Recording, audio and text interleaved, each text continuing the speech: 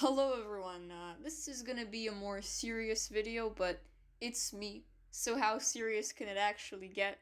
To be honest, I actually made this channel because mentally I've been in a bad place for a while, and I guess I'll tell you the entire story so that the people that felt this way can, know that they're not alone, that it's okay. Basically, I haphazardly applied to university in the UK, where I've never been to before, by the way, and I didn't quite even know if that's what I wanted. I was recording I'm sorry. a beautiful scene, and I'm sorry. I'm sorry. you can just see a scenery Record and then this.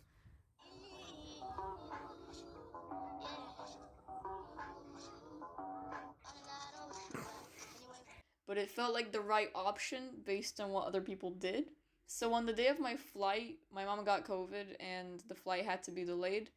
Her symptoms were very severe, and my dad was at risk too, and it just felt horrible not knowing what would happen next. I remember laying in bed and just thinking what I would do if I was to lose both of my parents. So quarantine had passed, and I was taken to the airport by my dad, and we hugged each other, and then I was just by myself. I've never been alone like that before. I made it to the UK somehow, and I had to quarantine there for another 2 weeks. I missed about 6 weeks of uni at that point, and the deadline for everything was week 8. Nobody knew me there since I came late, and so I had to learn a few things by myself with deadlines looming over me. I was surrounded by people who were either better at art than me, people who knew what they wanted to do with their lives, and people who didn't know what to do but seemed calm and happy despite it. God, how I envied those people. I was doing the animation course, by the way, if that helps. Professors at my uni also consistently told us that the animation industry is cutthroat, competitive, and difficult. I finished the year off without any extensions and got good grades, but I felt awful and lost. I began to wonder why I was even doing all this. Why did I decide to pursue art? What will I do in the future? How will I live independently? If life is going to be this difficult by default now, I don't want it. This was my first proper experience with depression and anxiety. I always had a low tolerance for pain, but I think that for once it actually saved my life. I couldn't take it anymore, and so I told my parents everything, just straight up. And they told me to come back home and take a year off. And somehow that terrified me too.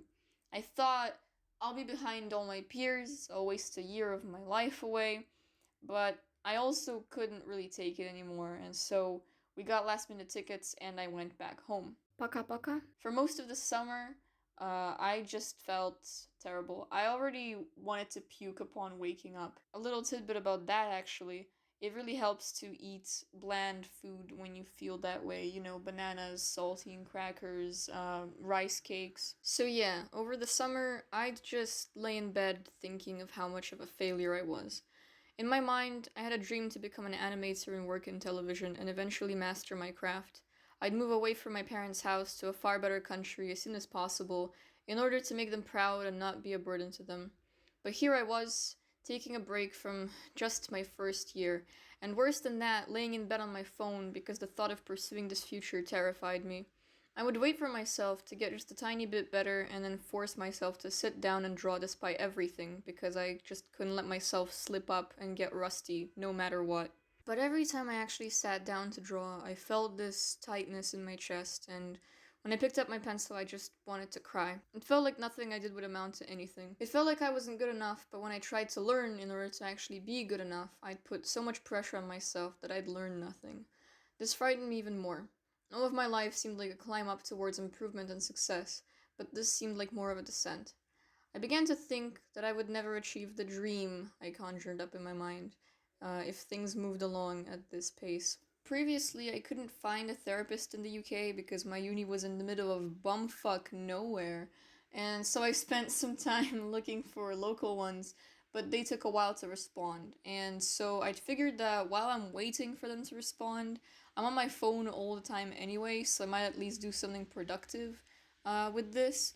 One of my fears as well was that I just always feel this anxious, which in turn scared me even more about all this. But I also just developed this undeniable curiosity for how I'd deal with this and just mental health in general. And so I browsed Reddit, of all things, for answers.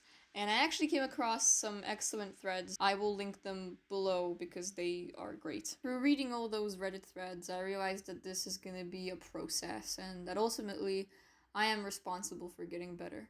It made me feel uneasy because it felt like I was highly unqualified for undertaking this, but like, I had a lot of time on my hands, so why not? I began to follow the advice of journaling every day, but I wasn't very consistent with it. I didn't really journal efficiently either. I just kind of wrote down the date and what I did that day and how I felt and my thoughts. And I'd say it wasn't productive, but actually, I used all those entries to make this video, so what do you know? I tried seeing friends and all, but that didn't always work. I'd be consistently comparing myself to them or thinking about preparing for unforeseen things while they were talking to me, which is a real shame because I really love them, but my thoughts would literally be louder than the reality happening in front of me. It was very frustrating. I also consistently felt nauseous, but would often find myself invited to restaurants or coffee shops. It was extremely embarrassing, especially when I was a guest at someone's house and had to somehow not vomit at the sensation of food in my mouth. But I also couldn't just not eat. I always loved eating at some nice place, and it felt like this was another joy that anxiety was taking from me. And so I just straight up started telling people that this is a problem I'm having, and it was like a switch, it was just flipped in my brain. I felt instant relief, partially because the fear of being weird in front of these people was gone since they knew what was up, and also partially because my family and friends understood me and actually wanted to help. It somehow made my anxiety seem like less of a burden and more like a minor inconvenience. Because I was on Reddit and other social media, though, I consistently saw people achieving amazing things and living ideal lives. It kind of put me on the spot. It made me feel inadequate. The amount of money I seemed to need in order to live a good life was astronomical. I saw some great artists thriving on there too, but I was nowhere near their level, skill-wise and motivation-wise. When I thought about the reasons for why I made art, I was stumped. I always kind of did it without thinking and eventually got motivation to continue doing it and pushing myself because I was praised for the result. I never had any idea for a career of any kind, and animation was an interest and paid well, but the industry was painted as this unforgiving thing, and the process made me wonder why I was doing it in the first place. I didn't even really have plans for the long term. I don't even think I actually had any dreams. I began thinking I wasn't really an artist, but other career options were terrifyingly foreign to me. It was a way of thinking that consistently led to dead ends. A thing about that, actually. The two biggest tips I can give you right now about managing anxiety is banishing self-pity. Do not think like, oh no, why is this happening to me? Why do I have to suffer? It will immediately make you feel worse. It will make you spiral. And second, do not bash your anxious thoughts. If you decide to cut down on the negative thinking and have a negative thought shortly after, do not give yourself a hard time. Otherwise, you're anxious about your anxiety. It was around this time that I discovered The Power of Now by Eckhart Tolle. And basically, my guy claims to have had horrendous anxiety until one day he just didn't. He described the sensation as a blissful, light-hearted feeling, but the most remarkable change he felt was that he literally stopped thinking. He began to look around instead, and seemed to notice things in a different light. Things seemed more appealing to look at, and more vivid. This is what mindfulness actually is. I never knew that. Before this, I would try to meditate by doing the whole legs crossed on the floor thing and closing my eyes and focusing on my breathing, which helped, but not quite. It was hard to not think about anything though, but Toll said that it is to be expected. We are used to thinking that we are our mind. We think that our thoughts are in our voice and that what we think is the absolute truth. I followed his advice and began to focus on what my thoughts were actually about, and if I was to narrow it down, it were the same 5 or 6 thoughts. How exhausting is that? The past no longer actually exists. The future doesn't exist yet. No matter how much we agonize over what will happen, all we have is the now. I came to my first therapy session already prepared with the things I've learned. I was gonna any percent this shit. My therapist told me about the 12 injunctions. Basically, as a child we're told things and things happen around us that influence and change our worldview.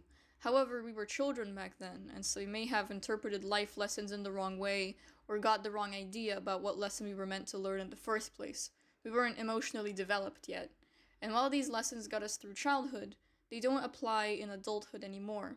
I actually got a friend doing psychology right now, and she said that this theory is debatable, but I think it holds truth, so fuck you, Tazia. Let's say that as a child you saw all these adults doing all these cool things, or you just hated being treated like a child. It made you want to do cool things too, or seek independence. So you started acting like an adult from a young age and often took things too seriously. The injunction that you learn to follow is don't be a child, which I could really relate to. I wanted to grow up as fast as possible too, and I think that's where the chasing of independence and wanting to do nothing but improve at art mindset came from. I also couldn't let myself loose because of this mindset. Everything had to be a means to an end. Playing games or drinking with friends distracted me from work, but it was more like escapism. I never actually rested because I wouldn't allow myself to do so. I always had to go and make art and improve and move forward, or else I won't progress. This would be triggered with thoughts about the future or worries I had that would spring me into action. Sometimes they'd be so overwhelming that the fear of failure will prevent me from doing things in the first place. And when things got like that, I began to write them down. I began to unpack everything as well as write these beliefs that I would lose it all if I let myself rest, and then realized just how false and far-fetched they were. I learned how to journal from this guy, by the way, who I will link below too because he is excellent. Because new things terrified me and options for moving forward or doing other things scared me, I began to make a list of things to do in a day. I picked a thing to do and then just stuck to it. I formed goals, which I split up into tasks to do to achieve them. Bear in mind it took a while to adapt to this because I had extreme brain fog. I had the brain fog since high school where I worked and stressed very hard to the point of burning out. That also made me think that I don't like learning or studying things, but I got over that by just limiting my screen time on social media. My focus and concentration has greatly improved since I did that. I had a gap year going and nothing to really do, and I just got so fucking bored that I just started to do things on my list. I went and started taking salsa classes. I started learning another language. I went on super long hikes and walks. I began to feel a weird empty sensation though. I was always used to feeling weak for some reason, but this was different. I realized that this is what hunger feels like. All of this time, I have been low-key just starving myself because of my nausea and aversion to food.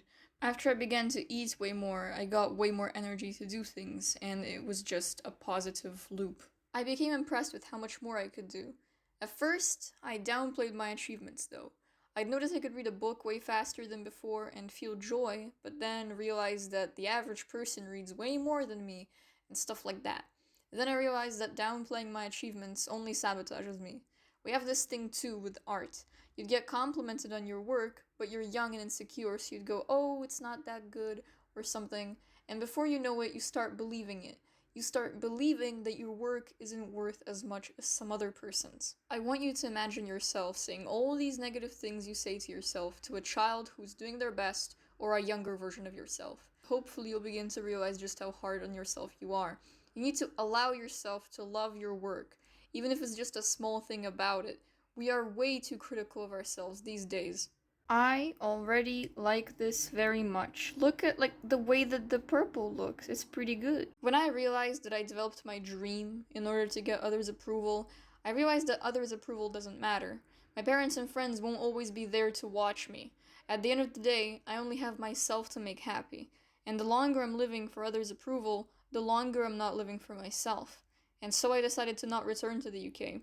I didn't realize how much of a stressor the thought of returning was, and removing it made me feel much better. Nobody fucking cares what you do anyway, to be honest, and if they do, they need to get a hobby or something. And if you struggle with comparing yourself to others, you gotta realize how restless and unhappy it makes you. You have to become selfish about your life to some extent, and the moment you become curious about your own life, it'll become easier to live. And nobody is really an artist. They're a human being first and foremost. Tying your entire identity to your art is questionable. Learning anatomy and color and all that is important, but I think stress management and forming a better emotional bond with your art is also a skill. We change all the time, man, and maybe it's not that you suddenly don't like art anymore or whatever, maybe you just want to move on to something else for a while, and there is no shame in that. For a while I thought that this isn't the answer for me, that reality is way more bleak and that life is way more linear, and that the depressive view that I had of the world was correct. Being an optimist seemed naive and wrong, but now I think that if my anxious ass can conjure up 1,000 realities where everything goes bad and we're all gonna die, it can conjure up at least one reality where everything is just fine. All this made me realize that I love the things I already have. The universe put me in this spot for now, and I don't need much to be happy at all. It made me feel extremely calm, and so I sat down without much thinking or planning, and I painted some violets and I recorded the process and posted it. I was still agonizing over little things to make it perfect, but I've come to learn that done is better than perfect could ever be, and so here we are. I began to learn things outside of art too. I picked up programming, which I thought I wasn't smart enough to do before. I started to learn things my way, and it was the optimal way. I don't think I've ever had that much fun. I started going out with friends and most importantly listening to them. I became curious about other people's stories and about what they're actually like when you get closer to them. I could also feel happy for them. So, does this mean that I am coercing you into following my exact path of self-discovery?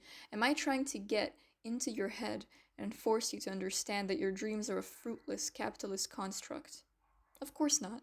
I'm saying all these things from the point of view of someone who is privileged to not have a chronic illness, family to take care of, and who is on good terms with their parents. You know, not everyone is like me, and everyone's depression, everyone's anxiety is different. We all have our ways of living. All I want to do is remind you to discover what you want, to stay curious, and to relax. I still don't know what I want to do with my life, exactly.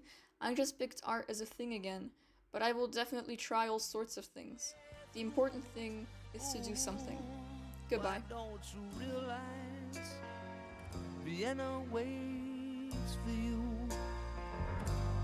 When will you realize Vienna waits for you?